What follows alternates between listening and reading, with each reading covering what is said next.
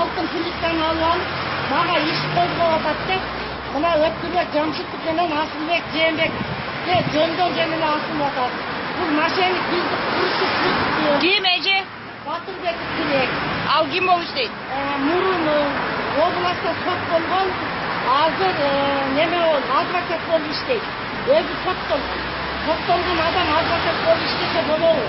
Карапайым элдин канын корутуп кыйналды. Мынакей мынау жогорку соттун төрагасы бүгүн Жамашевго түзелке болуп иштеген. Мына бул Батырбек Тилек азыр мыйзамсыз чечимдерди чыгарып, соттор менен бириктирип алып, карапайым элди кыйнап. Сиздин кандай тиешеңиз бар эже бул кишиге? Менин жалобым, мен үйүмдү 1020 сомго чечтирип сатып жиберди. Үйсүз көчөдө калдым. Жогорку сотко дагы ошентип чечим чыгарып алды. Бирок жогорку соттун чечимдеринде айтып атат, жаңы жагдайым бар, кайра каралыш керек, үйгө кайтыш керек деп атат да, азыр жаңы жагдай менен кайрылып атамын. Сооронбай Шарипович, сизге кайрыламын, мошенникти камап бериңиз, иштен алып бериңиз. Ошондуктан